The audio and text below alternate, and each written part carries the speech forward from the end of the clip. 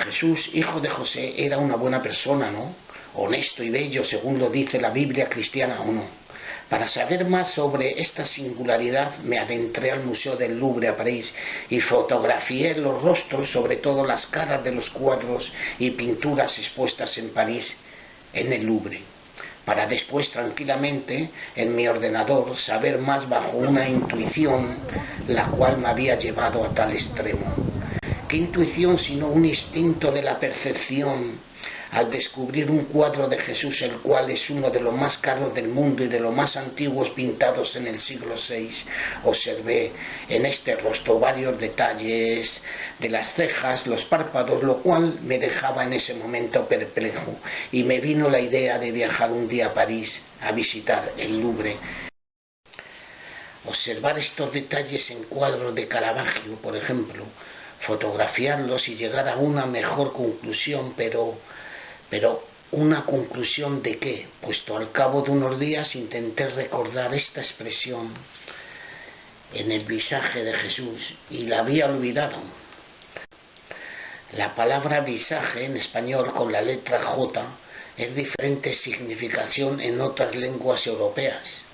En fin, después de un tiempo ya a París, este fin del año 2024 me decidí a hacer esta inspección, pero no me acordaba del primer sujeto el cual me había llevado aquí. Hijo de Osiris es una de las deidades egipcias más antiguas. Lo representan en forma de un halcón coronado como un hombre hierocéfalo o hierococéfalos. Son en egiptología deidades y criaturas humanoides con cabezas de halcón. Horus sería asesinado por Set. El ojo del Horus es en referencia al ojo del halcón del cielo y de Dios creador Horus. Es un antiguo símbolo egipcio del Dios del cielo y la luz. Horus también es un jeroglífico egipcio con significado de amuleto mágico empleado para devolver la vida. Ojo de la providencia, también llamado ojo que lo ve todo, fue un símbolo usado por los cristianos a partir del siglo XVII. El gran sello aparece en el reverso del billete de $1 estadounidense por decisión de Franklin Roosevelt, presidente en el momento de su diseño en 1935. El sello aparece invertido. El reverso del sello, el lado que incluye el ojo de la providencia, encima de una pirámide, está a la izquierda y al lado frontal está a la derecha. Ya en el museo yo tiraba las fotos intentando recordar mi primer momento cuando observé ese sufrimiento en los ojos de un cuadro de Jesús bajándole de la cruz, pero no llegaba a conectarlo. Me pareció mi ilusión se había evaporado y no encontraba el gusto a mi trabajo de diversión, entretenimiento, más que a una búsqueda científica del arte cristiano. ¿Qué es que era aquello? Yo estaba buscando en las caras de estos Cristos lo cual yo había olvidado, donde yo había encontrado esta búsqueda o investigación. A falta de palabras similares, puesto no era una pesquisa o indagación policial. Podría ser, lo encontré en el cuadro más caro del mundo, o el más antiguo, era la Madonna a los Ángeles. María con el niño Jesús en brazos, rodeada de ángeles y mariposas, sobre todo un fondo negro, denominando la Virgen de los Ángeles, Madonna col Bambino, Virgen con mariposas, expuesto en una galería Berlín. Se considera la pintura sobre el lienzo más antigua de la pintura gótica franco-flamenca.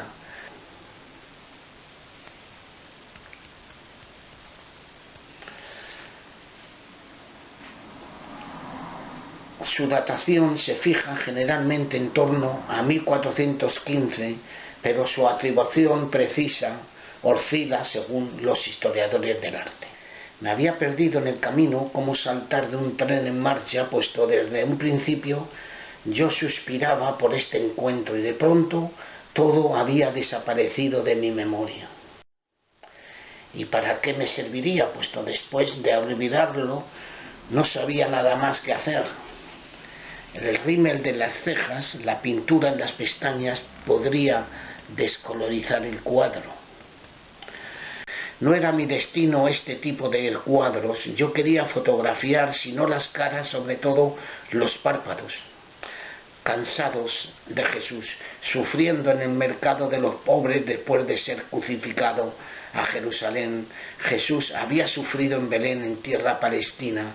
Cuando Jesús se hace grande entre dos tierras, años después que su padre José había descendido desde el Golán hasta el portal de Belén, donde según la religión cristiana le ven nacer y hacerse grande en medio de sus hermanos y hermanas, en una tierra contraria a sus ideas de la generación anterior de José. Ahora es palestino.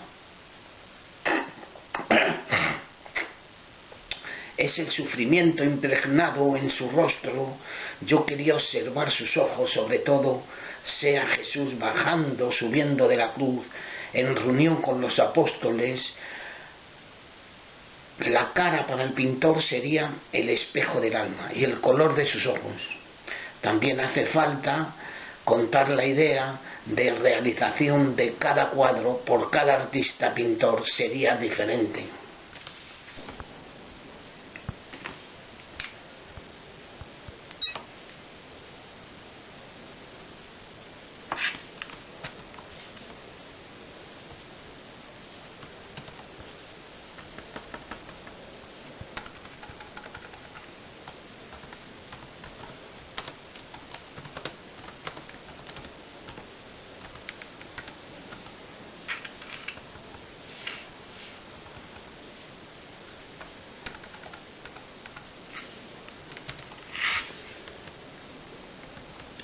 Lo tenía que decir y no dejar un cuadro de los más caros del mundo sin hablar de él.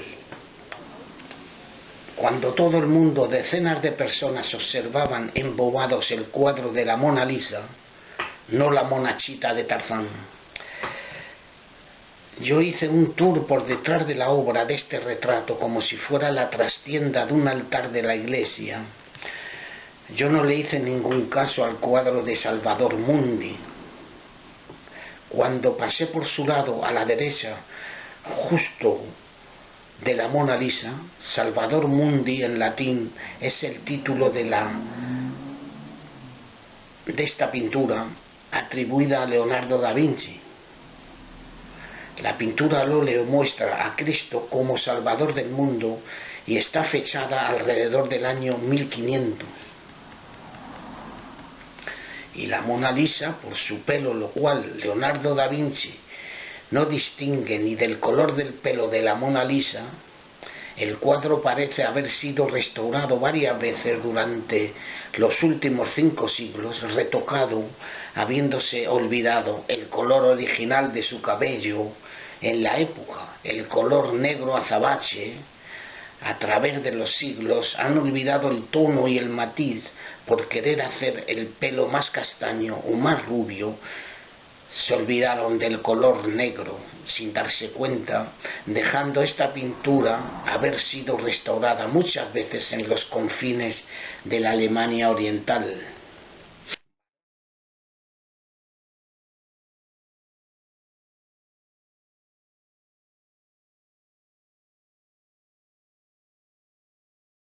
Varón de Dolores o Vir Dolorium es una denominación bíblica de un personaje que se considera prefiguración del Mesías.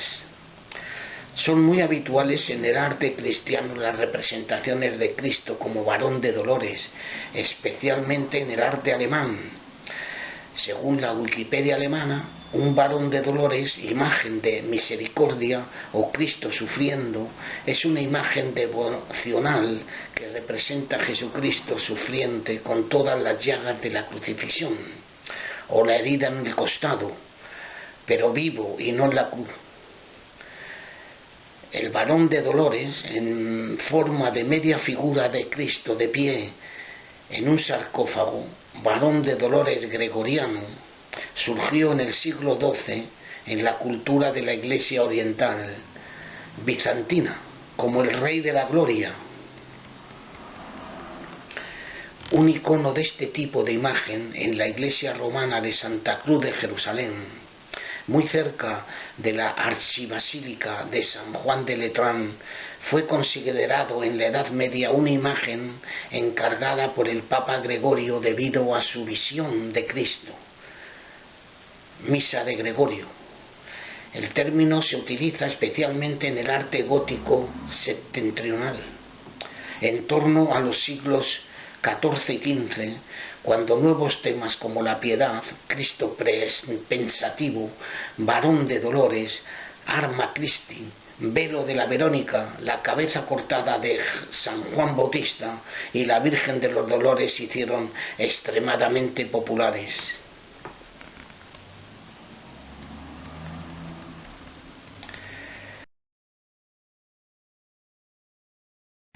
La fisonomía es el aspecto personal del rostro de cada persona. Las personas aprenden en la infancia a reconocer a otras personas por su fisonomía. Según Wikipedia alemana, la psicología moderna puede revelar formas de personas comunicándose emociones a través de sus músculos faciales. Es decir, la fisonomía se refiere a todo lo que no afecta al comportamiento comunicativo, la longitud de la nariz, las arrugas, la posición de las orejas, etc. En medicina, la fisonomía de una persona se incluye en el diagnóstico mediante un examen externo de una primera impresión. Desde mediados del siglo XX, la cirugía plástica se utiliza cada vez más para cambiar la fisonomía de formación permanente. Las expresiones faciales testimonian emociones y sirven de medio de comunicación hacia los demás, exprimiendo el grado atractivo en el deseo de relaciones amicales, por ejemplo, en el inicio de un contacto o un enlace que yo haya copiado de rasgos observables en la susodicha psicología. Los más importantes serían la tristeza, la depresión y el miedo, el desprecio y el desagradecimiento, la cólera y la ira. Junto a los ojos, la cara es nuestro medio de comunicación sin palabras, por ejemplo, las sonrisas pequeñitas o grandes y amplias. En Liu Xuming, Tim Roth descifra las microexpresiones y el lenguaje corporal para intentar determinar quién miente y quién dice la verdad. Li Xumi o Miénteme en español es una serie de televisión estadounidense inspirada en el trabajo científico del psicólogo Paul Ekman. Paul Ekman es un psicólogo estadounidense de 90 años en el día de hoy, conocido por sus investigaciones sobre la comunicación no verbal, el pionero o el estudio de las emociones en la expresión facial. Paul Ekman es considerado el fundador de la teoría neurocultural de las emociones. Esta serie de televisión de Li Xumi está basada en la investigación científica de la vida real de Louis Paul Ekman. La serie se trata del Dr. Lickman y su equipo de expertos ayudando a sus clientes a encontrar la verdad. Además del lenguaje corporal, analizan las llamadas microexpresiones, movimientos involuntarios de los músculos faciales que indican saber si la persona entrevistada miente o dice la verdad.